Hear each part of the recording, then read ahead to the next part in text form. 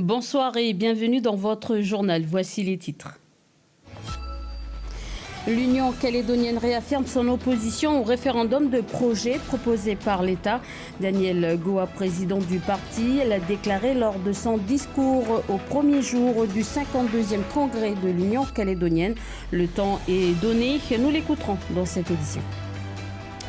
Impliquer les parents d'élèves dans la scolarité de leurs enfants, c'est l'objet de l'élection des parents afin de siéger au conseil d'administration des établissements. Nous avons assisté au dernier vote aujourd'hui au collège de Rivière-Salée. D'ailleurs, nous recevons le principal de ce collège, Alexandre Bautru, et notre invité ce soir. Et enfin, apprendre en classe, c'est bien, mais la pratique sur le terrain, c'est encore mieux. La classe de 3e prépa métier du collège Champagnat peut planter des arbres en collaboration avec l'association SOS Mangrove. Objectif, apprendre à connaître l'univers des mangroves tout en sensibilisant l'éducation au développement durable. Mais avant de développer ces titres, le collectif des habitants de Ducos manifeste de nouveau contre le projet d'installation de l'incinération à Ducos. Cette fois, le collectif s'est installé au 4e kilomètre. Pour rappel, il dénonce la pollution que pourrait causer le futur incinérateur de déchets. On écoute donc le responsable du collectif. J'espère ne pas me tromper. Jusqu'à aujourd'hui, on a dû avoir 3 ou 4 réunions. La 4e réunion, on est parti pour leur dire que nous ne voulons plus assister à leurs explications techniques parce que ça ne nous intéresse pas. C'est tout un monde, on ne comprend pas.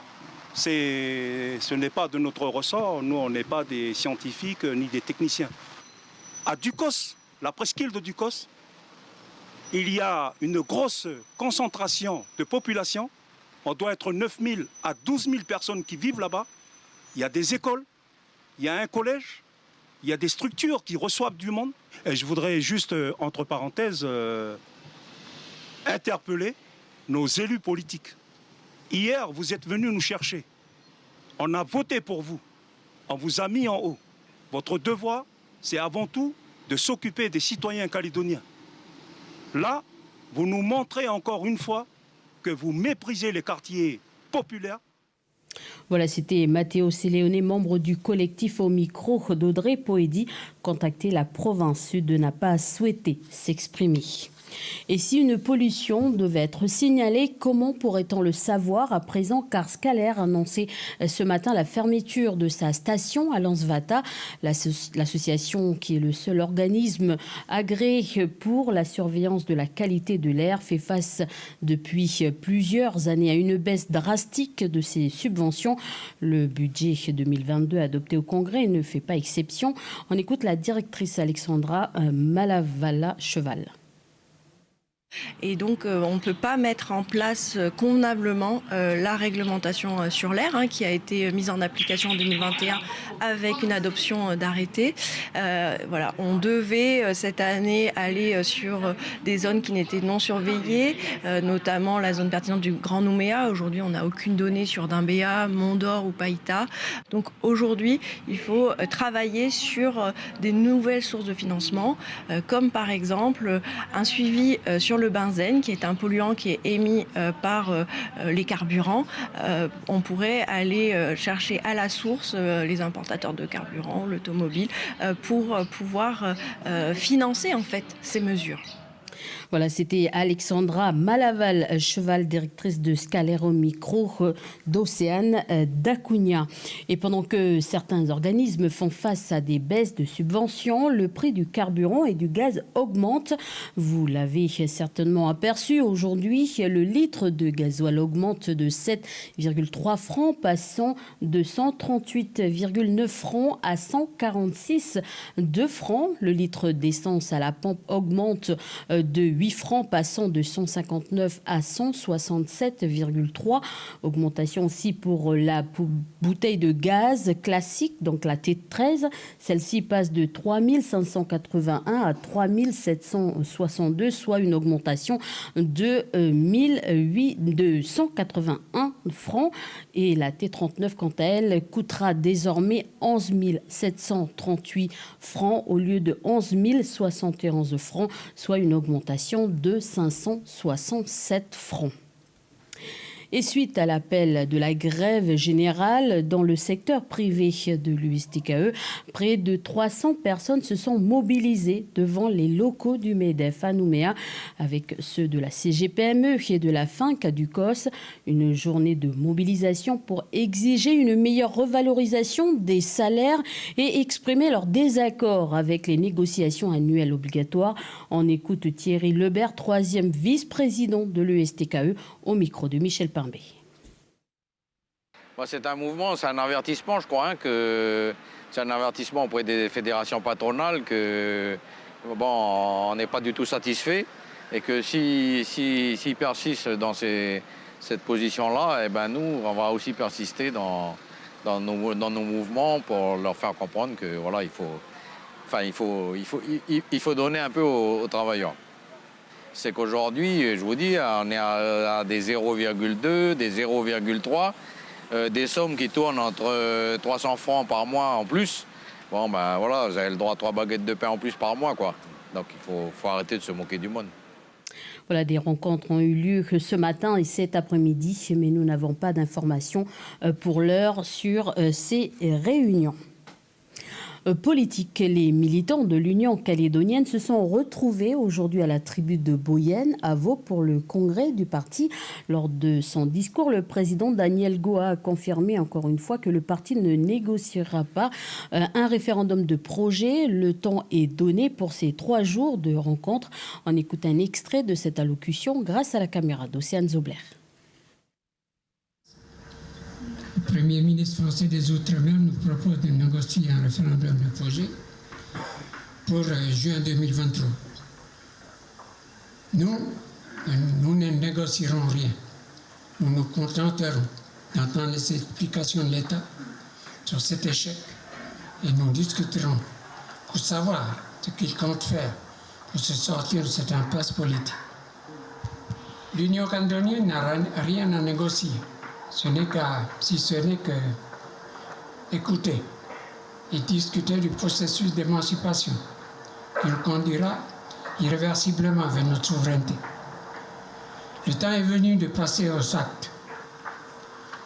Qu'en est-il aujourd'hui, au contraire de la France, en renonçant volontairement à son devoir de neutralité, s'est invitée dans un débat et s'implique pour maintenir et renforcer ce lien colonial qu'elle ne peut se résoudre à rompre. L'épisode du début de semaine au Congrès nous montre combien nos adversaires politiques ne sont pas prêts à l'exercice de la démocratie. Voilà, le 52e congrès de l'Union calédonienne s'achèvera dimanche. Éducation à présent, cette agression d'abord à l'école de la tribu de Wakoné à Marais, établissement de l'Alliance scolaire de l'Église évangélique. Selon l'organisme, dans un communiqué, un individu isolé a agressé le président du conseil d'administration de l'ASE. L'incident est survenu hier lors d'une rencontre avec le bureau des parents d'élèves. Les parents de l'école ne sont pas concernés ni son personnel. La direction donc de l'ASE, je cite, condamne toute forme de violence. Impliquer les parents d'élèves dans la scolarité de leurs enfants. C'est tout l'objet de l'élection des parents d'élèves pour siéger au conseil d'administration de l'établissement. Cet après-midi, nous avons assisté aux dernières heures d'élection au collège de Rivière-Salée. Immersion avec Audrey Poïdi. Cette maman est venue déposer son bulletin quelques minutes avant la clôture des élections lancées il y a quelques semaines.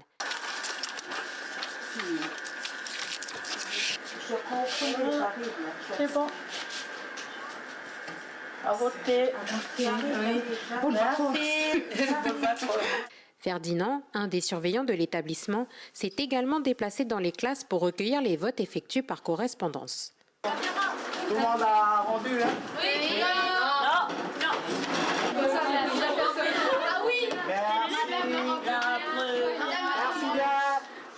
Les parents d'élèves du collège de Rivière-Salée ont eu à choisir entre 2 listes pour désigner les 7 titulaires et suppléants qui siégeront au sein du conseil d'administration. Victor Tchouchoun fait partie des candidats. Pour ce père de famille, adjoint d'éducation dans un lycée et ancien personnel de l'établissement, la démarche s'est faite tout naturellement. J'ai fait 10 ans ici dans ce collège-là. Donc je connais bien ce collège-là, j'ai vécu ici. Maintenant j'habite dans le quartier. Et j'ai fait 10 ans, puis c'est vrai que c'est un quartier qui est assez populaire, comme j'expliquais tout à l'heure. Et les élèves, enfin les enfants, ils sont beaucoup plus de la classe populaire, donc on a besoin de les aider. Notamment les parents qui n'ont pas les moyens de payer les fournitures d'Internet, etc.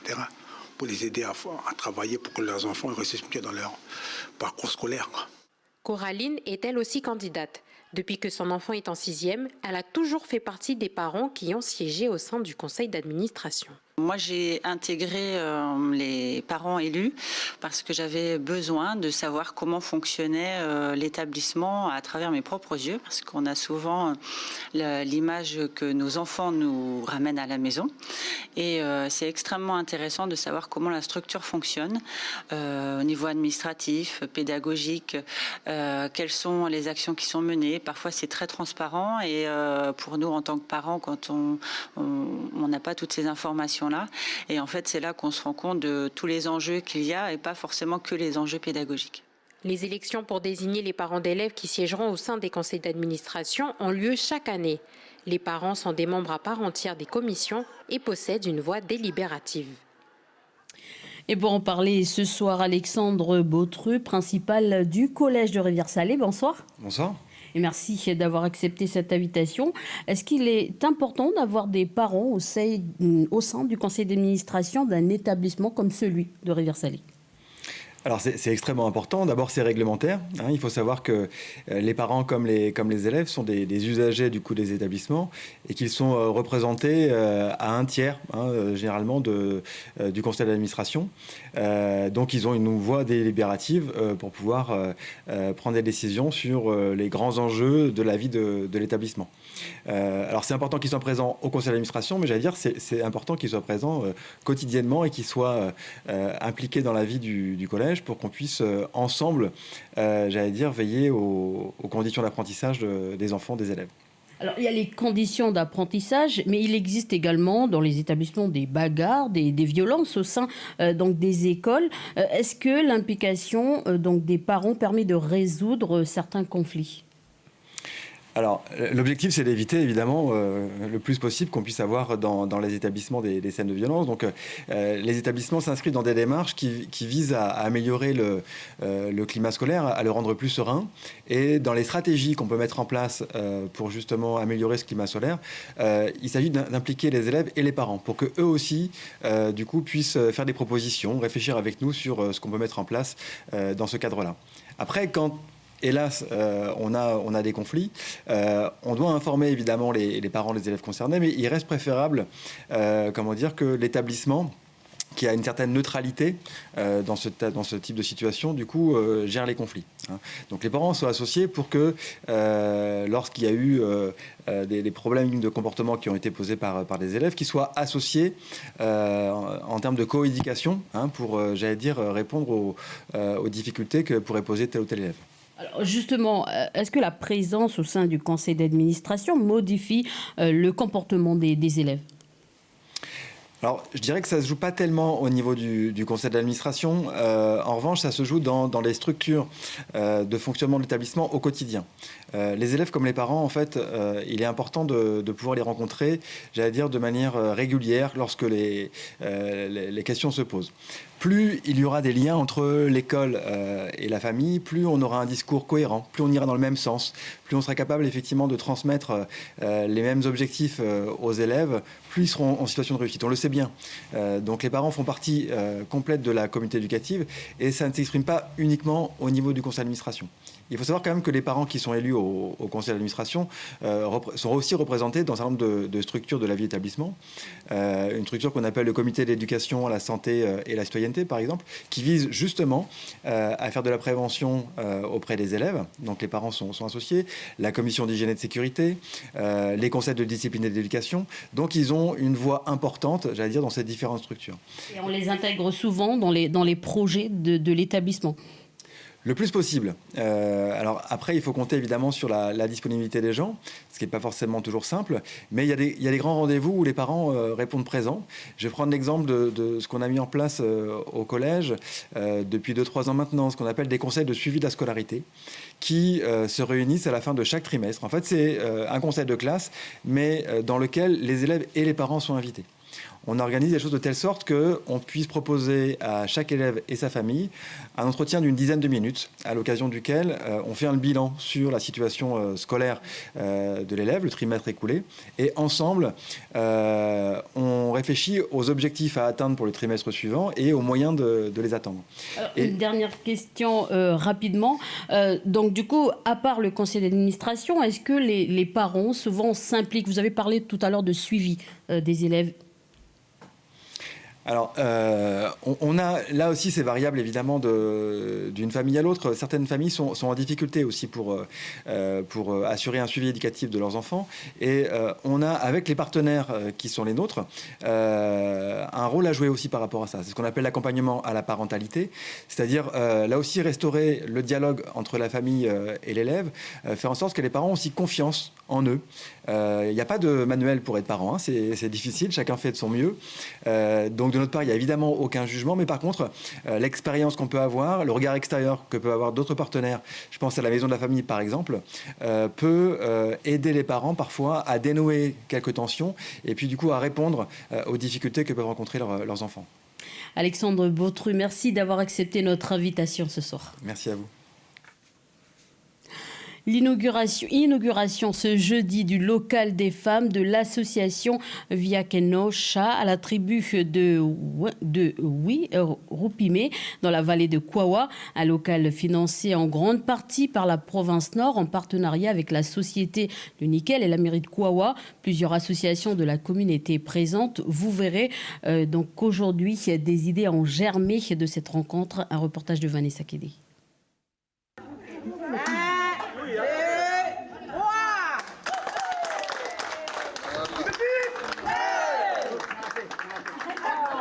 Voici à quoi ressemble ce local qui comporte une seule pièce équipée de 3 machines à coudre, offert par la province Nord et d'un grand espace extérieur. Ce local est le résultat d'un travail de longue haleine mené par l'association Viakenosha. L'un de ses principaux objectifs est de défendre les valeurs culturelles en milieu tribal et à destination des femmes. À peine inauguré, le local a déjà un planning chargé. Elle accueillera toutes les activités culturelles déjà dans un premier temps. Et ça peut être aussi les espaces de marché, hein, l'économie dont on parle. Et ici, dans cette vallée, nous, on a mis déjà en avant depuis plus de 6 ans l'économie solidaire. Voilà. Donc l'économie solidaire, c'est juste une économie qui, on va dire, qui reste en tribu d'abord, hein, et qui permet à chacun de trouver son revenu ici, à la base, à la maison avant tout, hein, à côté de la case. Les associations des femmes des autres tribus de la commune ont été invitées à y participer. Pour le président de l'association des femmes de la tribu de Mea, c'est l'occasion de porter leurs paroles et de défendre leurs intérêts pour qu'elles puissent, elles aussi, bénéficier d'un local ou autre. Ça me donne vraiment des idées. Après ce qu'on a vu aujourd'hui, c'est bien d'avoir des genres de bâtiments comme ça là, pour peut-être faire des trucs, de dresser. Les femmes comptent travailler avec la jeunesse de la tribu dans ce local. Selon Suzanne, c'est une partie de la population qu'il ne faut pas négliger. Parce que je les vois là, graviter autour de nous, hein, et s'appliquer à fond. Donc ça me fait chaud au cœur parce que quand on parle de transmission aussi, c'est pas que la transmission de notre savoir-faire.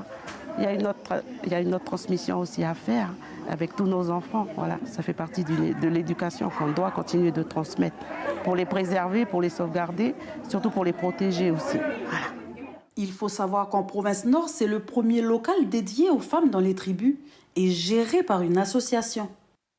Voilà, c'était un reportage de Vanessa Kédé à la tribu de Ouinroupimé dans la commune de Kouawa. La chasse à la roussette et au notou autorisée à partir de demain. Elle est autorisée uniquement les samedis et dimanches du mois d'avril. Le prélèvement est limité à 5 roussettes et 5 notous par jour. Il sera interdit de chasser la nuit, de dépasser les quotas journaliers et de transporter les animaux en dehors des jours de chasse. Si vous ne respectez pas ces règles, en province sud, l'amende pourrait atteindre plus de 7 millions et 4 ans de prison. En province nord, une amende de plus d'1 million vous sera exigée, suivie d'une confiscation des moyens utilisés. Sur initiative du foyer wallisien et foutounien, les 5 districts des deuxièmes ont collecté des fonds. Objectif, aider financièrement les îles Tonga pour rebâtir les maisons. Demain, les 5 districts rassembleront une cagnotte estimée à 2 millions de francs au foyer. On écoute Antonio Taoufifenoa, président du foyer wallisien et foutounien. C'est un esprit océanien, parce que ça fait partie de notre vie, la solidarité, l'entraide. Et là, c'est des cousins, on peut dire des frères du Pacifique qui se trouvent dans un besoin, un besoin vital, parce qu'ils ont été touchés par un mini-tsunami. C'est déjà, on a eu des échos, parce que comme on a des contacts avec ceux qui sont sur Tonga, qui ont dit que pour l'instant, ils ont largement les aliments, tout ça. C'est ce qu'ils ont besoin, c'est de l'argent pour pouvoir reconstruire les foyers, leurs maisons.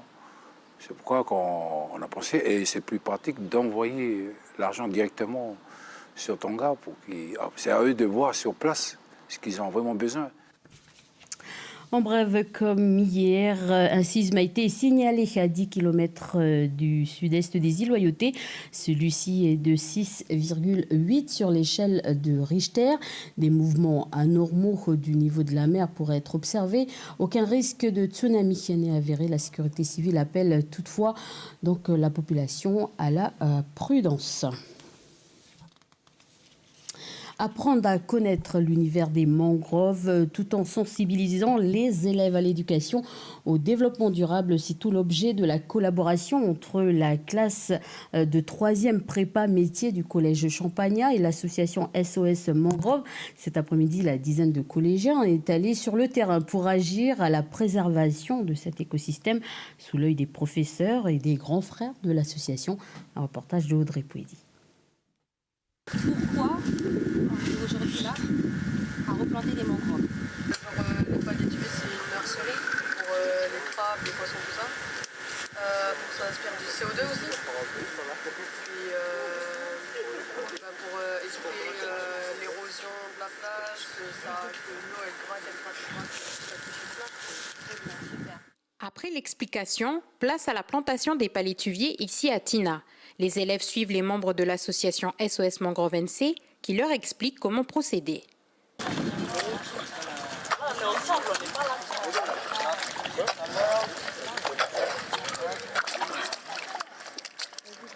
Vous aviez déjà fait ça les garçons avant? Non. Si les élèves ont étudié en amont l'écosystème des mangroves, cette sortie est un élargissement de leur cours. Je les trouve différents de la classe. En fait, je sais qu'ils vont mieux retenir à l'extérieur quand ils manipulent, quand c'est du concret. Parce que je leur ai déjà posé des questions en classe et ils avaient des difficultés. Or que là, aujourd'hui, je leur pose des questions, ils arrivent clairement à me répondre sur ce qu'ils ont retenu. Du coup, en fait, moi ici, aujourd'hui, je travaille aussi sur certaines compétences, adopter un comportement éthique et responsable envers l'environnement. Et sérieusement, ils ont eu une bonne évaluation en fait. Pour l'association SOS Mangrove NC qui œuvre depuis 15 ans maintenant à la restauration et à la préservation des mangroves au pays, ce contact avec les jeunes est une opportunité. Puis bon, ce travail-là, maintenant, le but, c'est de le partager. C'est ça aussi, donc on s'est dit on va pas le garder que pour nous. Mais bon, là, à partir déjà du collège, ça commence à aller. Et après, je vais jusqu'au master, donc BTS, Bac Pro, licence et master. Et donc le but, c'est ça, j'essaie de partager le plus possible et puis expliquer pourquoi on fait ça. Bon, il y a le volet environnemental qu'on fait un maximum à 80-75%. Et puis on a aussi le volet social de l'association, parce que moi, tous les garçons qui sont là, c'est tous des garçons en difficulté. Plus ou moins, qui sortent de la 400, Brasté, Prabastelé, ils cherchent du boulot. Donc voilà, le but c'est ça, c'est aussi un petit peu de les remettre sur les rails avec ce travail-là. Au total, les élèves ont planté une centaine de palétuviers durant l'après-midi. Voilà, et attention si vous devez circuler ce vendredi et ce week-end, donc surtout dans le nord-ouest de Bourail à Koumak, une vigilance jaune, forte pluie et orage a été signalée par Météo France. C'est la fin de cette édition. Suivra votre émission Yes Weekend. Adrien Spinoza recevra Jean-Mathias Dewey, directeur du centre culturel Guamaboarat de Yingen. Donc la saison culturelle sera évoquée. Belle soirée et bon week-end en notre compagnie.